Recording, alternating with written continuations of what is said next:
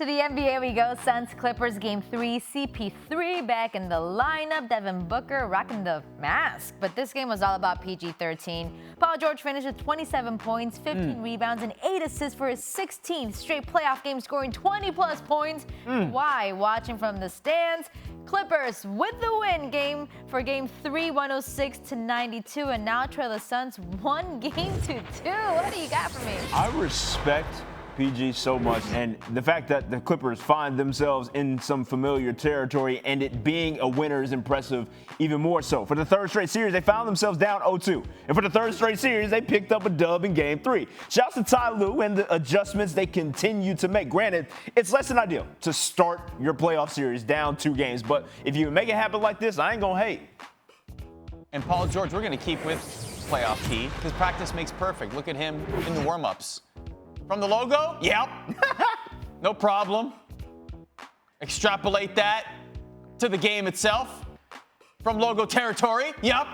There it is. It's all fantastic, but this here, I don't know about. It was the end of the third quarter, Paul. You can't be blowing kisses in the crowd. I just feels like a little From early. a logo shot? It's fantastic. It's great, but it's a little premature celebration. That's all I'm saying. That's all I'm saying. Look, all right, loser, dismal duo. Now, I want y'all to know that I fully recognize that Chris Paul still has to get his legs back. And Devin Booker is coming off of a recently broken nose. But the two of them combining for 10 for 40 and 30 points on the night, that's brutal, right? Like, you need more out of your best players, especially in this setting against this team. Winner, don't call it a comeback. They've been here not ever, actually, in the Final Four. But doesn't matter. The Clippers have 5 double-digit wins when trailing in a series this postseason, which is tied for most in NBA history. So the lesson is, when they are down in a series, you can't count them out because they make emphatic statements with exclamation marks at the end of those sentences. Doing good. And talking about statements, hey, let's talk about Ben Simmons' future with the 76ers. It continues to be a topic. Sources telling our insider Woj that Simmons' agents met with top brass at the pre-draft combine to begin evaluating the next steps for his Sixers career.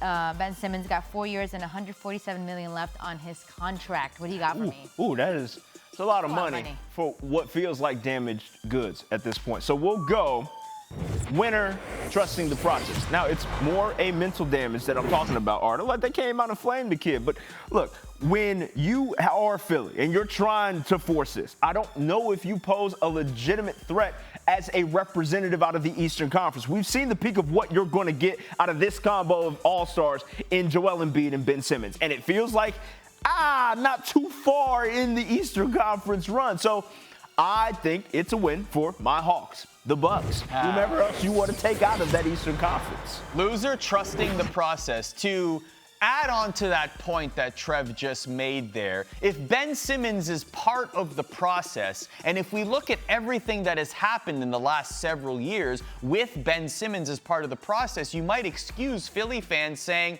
I don't know if I can trust the process entirely anymore if Ben Simmons continues to be a pivotal part of it the way that he has in the last few years. The process is dead, Arda.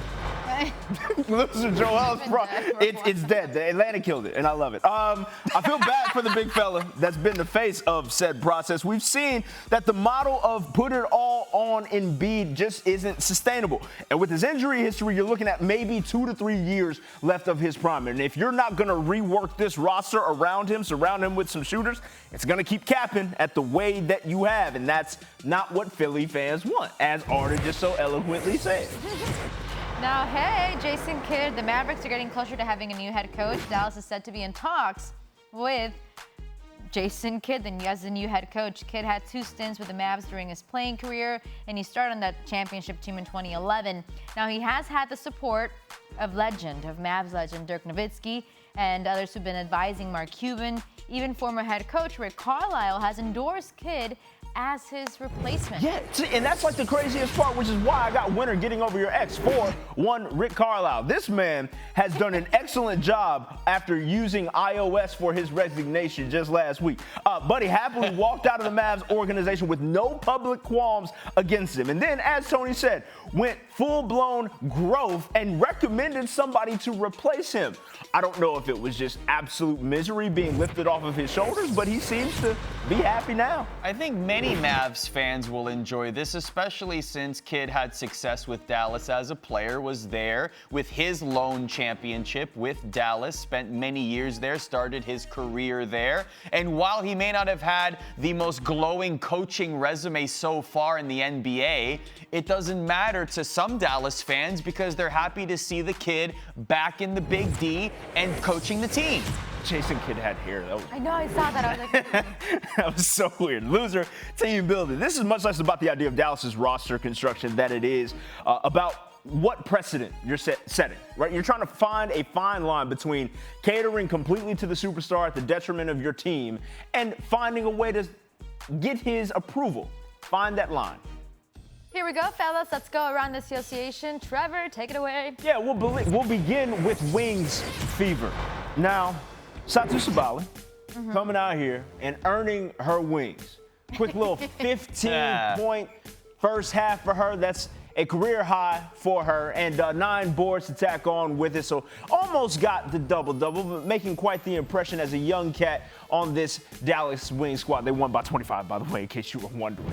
Well, when you earn your wings, you fly to the sky. Sky and Liberty. Sky's the limit for Candace Parker and this Chicago team. What a season for the Sky. They lost 7 straight, and now they've won 7 straight, a franchise record, beating New York 91-68. Check out Candace Parker. No look pass? Yep, there it is. Okay. Double-double, by the way. Go ahead. Go ahead. She's just a monster in every walk of life. She sets footed. Let's check it out to the Sparks. And Taya Cooper, you weren't on the show yesterday, Tony, but Taya Cooper got the honor of being a part of our Drip or Drop little collection, and she was all the way dripping. She's still dripping on the court. She had 26 points last night. That a career high for her. LA gets the win in a late, close game, but she absolutely phenomenal right off the bench. Social media, they see us scrolling because this was all over, all right? So in an interview with GQ, Scottie Pippen said this about KD. He has surpassed LeBron? Nah. He tried to beat the Milwaukee Bucks instead of utilizing his team. LeBron James would have figured out how to beat them. KD is a shooter, a scorer, but he doesn't have what LeBron has. What? Oh, but you wait. KD, who's into everything, is even in the opening of a paper envelope. He responded on Twitter by saying, didn't the great Scottie Pippen refuse to go in the game for the last second shot because he was in his feelings? His coach drew up the play for a better shooter. And he also added, this guy, Scott, also wanted to enjoy his summer, so he chose to rehab during the season. LOL. Yo, Scottie Pippen, they followed Phil, not you. So the layers of disrespect. One, called him Scott, like it's just if he's some ho-hum cat that's playing at the Y. Second of all, absolutely calling him out on everything that got aired out in the Last Dance documentary. Hey, KD was coming for blood, and I love it. I'm an agent of chaos. Who you riding with on that? We also watched the Last Dance documentary, so we got the references. Yeah, absolutely.